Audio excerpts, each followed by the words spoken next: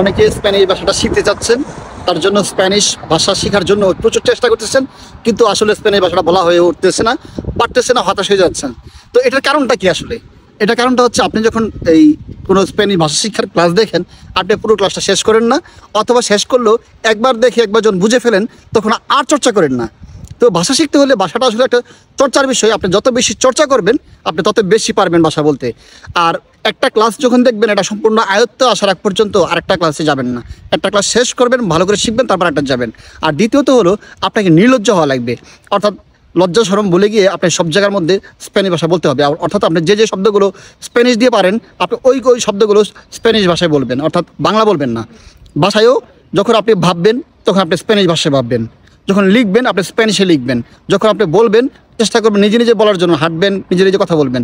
তাহলে আপনার জড়তাটা কেটে যাবে, শরমটা মানে লজ্জাটা কেটে যাবে। আর লজ্জা কেটে গেলে কিন্তু আপনি দ্রুত স্প্যানিশ ভাষা বলতে পারবেন।